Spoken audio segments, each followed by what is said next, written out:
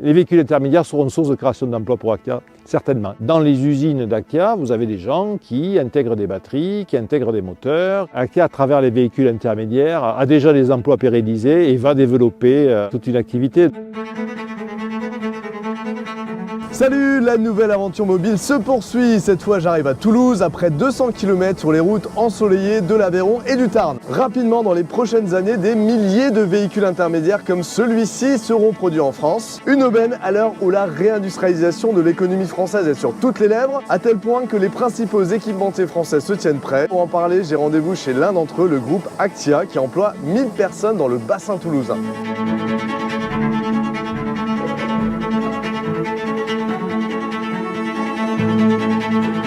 Est-ce que pour vous, ça peut remplacer des voitures demain, un véhicule? Ah ben ça c'est sûr, pour tout ce qui est véhicule, domicile, travail, même tout ce qui est déplacement interurbain, offrir des solutions économes pour le monde rural, je pense que c'est important.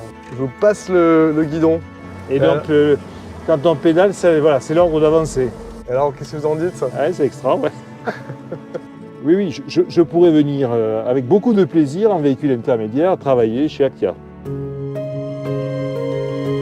Le monde de l'automobile est en plein bouleversement. La voiture dans la ville prend de plus en plus de place. Les véhicules de nouvelle génération sont chers. Avoir un parc européen uniquement constitué de voitures électriques telles qu'on les définit aujourd'hui, c'est-à-dire généralement entre 1 et 3 tonnes, n'est pas soutenable à cause du manque d'énergie et à cause du manque de métaux rares. Le scénario qui consisterait à remplacer la voiture thermique par une voiture électrique n'est pas viable. La courbe en rouge ici représente les besoins en métaux rares. Il serait nécessaire pour transformer ce parc de véhicules et on voit qu'elle diverge totalement de la courbe en bleu qui représente nos capacités réelles de production. Il nous faut donc passer sur des véhicules plus légers, moins énergivores, à plus faible empreinte carbone, que ce soit dans leur phase de production ou dans leur phase d'exploitation. Et donc en ce sens, les véhicules intermédiaires redéfinissent une solution adaptée aux besoins.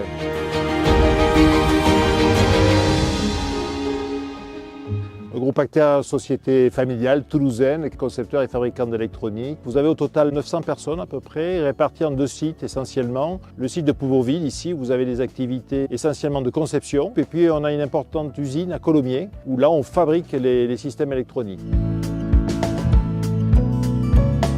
Sur tout ce qui est véhicule intermédiaire, nous avons une équipe totalement dédiée d'une quinzaine de personnes qui travaillent sur tous les métiers d'Actia, la partie software embarquée, la partie électronique embarquée, l'intégration des systèmes moteurs, batteries, pour justement adresser toute forme de véhicule intermédiaire, du 2 roues au tricycle, au quadricycle à moteur, parce qu'on voit cette diversité apparaître face à des besoins tout à fait différents, du père ou de la mère de famille qui transporte des enfants jusqu'à la livraison du dernier kilomètre. Aujourd'hui, nous avons autour de nous tout un tas de sociétés créatrices de nouveaux modes de mobilité. Pragma Industrie est une entreprise qui est basée à Biarritz et qui travaille sur une technologie hydrogène. La pile à combustible appliquée aujourd'hui à de la micromobilité, vélo, vélo cargo, etc. Et demain aux véhicules intermédiaires. Notre volonté, c'était de produire un vélo le plus localement possible et de manière le plus écologique possible. Imagine Bikes, nous sommes une société iséroise, nous fabriquons des vélos à assistance électrique, cette fois-ci certifiés Origine France Garantie. Chez Actia, fournit le moteur, la batterie et la solution smartphone. Alors nous c'est Maillon Mobility, on est 2 anciens de l'industrie spatiale et aéronautique et nous développons un véhicule intermédiaire en Occitanie avec pour objectif de remplacer la voiture pour tous les petits trajets du quotidien. L'émergence de cette filière française des véhicules intermédiaires est donc à la fois l'occasion de décarboner nos mobilités tout en créant de l'emploi et pourquoi pas même aller plus loin. Justement, ma prochaine étape m'emmène à Bordeaux, à 300 km d'ici, où l'on va voir comment le concept de micro-usine permet de répartir l'activité économique et donc l'emploi partout en France. Alors à très vite!